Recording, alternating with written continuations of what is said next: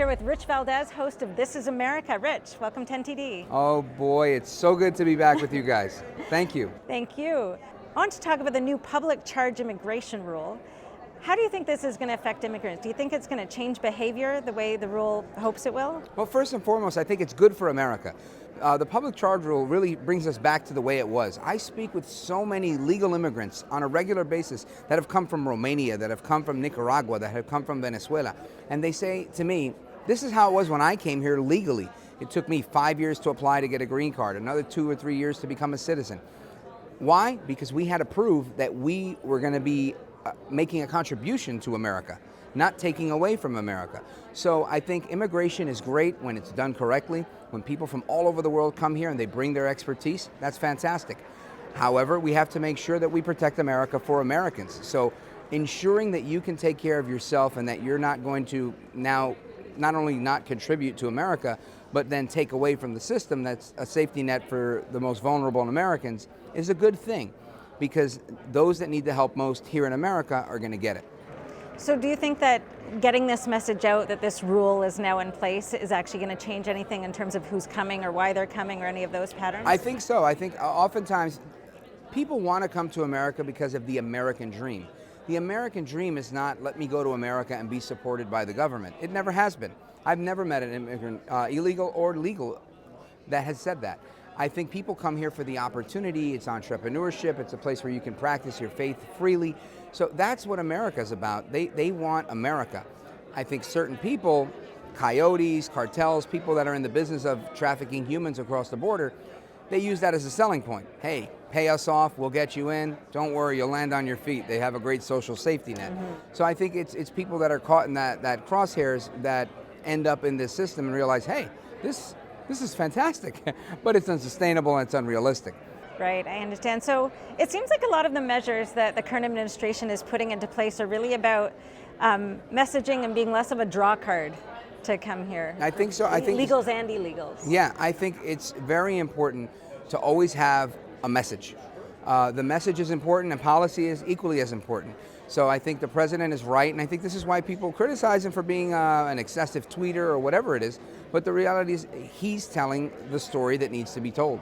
And if the media won't support him in telling that story or will spin that story, he's going to go direct to the people through Twitter. So it's a good thing. So I think the message is important. I think the policy is equally as important so that people realize we're not going to contribute to America's debt. We're going to contribute to America's success as legal immigrants. So switching gears a little bit to it's election season, of course. 2020. It's conventional wisdom that the Democrats have the Latino vote. I'm just wondering, what's your sense of that from the people that you're talking to? Well, on my podcast, I've said Democrats are the enemy of Hispanics. And I believe that in many different ways. I think that they have not only taken this voting bloc for granted for generations, but I think they're also now in trouble. They're in trouble because Trump came and he said something really simple. And he said, what do you have to lose to the African American community? I think Hispanics saw that and said, you're right. And they were always on the fence. There's always been a bunch of very conservative, faith, family focused Latinos that said, hey, I have a home in the Republican Party. And it's vacillated. Trump already has outperformed previous Republicans that ran for president. I think he's going to outperform himself in his previous election this year because I keep my ear to the ground. I speak with a lot of people. Support's at an all-time high. And not only support at an all-time high, but Latinos that are disaffected with the Democrats are saying, peace, I'm out of here. They're not interested. Yeah, I mean, it's interesting, right? Because, as you were just saying, there's a lot of conservative values, traditional values, religious family values in the Latino community, which are actually more Republican values. So why is it that, they've traditionally voted Democrat? Yeah, well, I think it's the same thing like white Irish Catholics or anybody else that has these faith family values. Why do so many Irish Catholic in New York identify as Democrat when they're anti-abortion and they're pro-life? Well, I think the reason is people start to believe the hype, and when the Democrats have been historically expert at messaging and getting a story across and coalescing people, and they're really good at organizing. So all of those things combined put them in a position to really be in control of the messaging and the narrative. However, we have a president right now who's really good at messaging himself. And for the first time in my lifetime, maybe minus Reagan, we have somebody that's fighting back. And when the media puts him in place, he doesn't put pomp and circumstance ahead of reality and being rough around the edges and saying, no, you're wrong, fake news, right? And so when he pushes back in these ways, it's very refreshing, I think, to so many Americans. But it also wakes up the Americans that always looked at politics and said, it doesn't matter who's in the White House or who's in Congress, they're a bunch of crooks. I think people now are saying, you can make a difference. If you have a real estate tycoon that leaves his Fifth Avenue penthouse and goes to the White House, we can see some change. And people are seeing those changes in their 401k, in the unemployment rate being as low as it's been forever, not just for everybody, but for minorities especially. So I think all of those things are boding really well for the president. So, can you describe the Spanish press landscape? What are, Spanish-speaking and reading Americans reading or watching on TV? I don't follow a ton of it other than maybe Univision and Telemundo that I see have a very outward bias towards being against Trump, because I believe their fundamental flaw, at least in pursuing the immigration issue, is that they make immigration about Hispanics. We do have an issue with our neighbors in south of the border, Central America.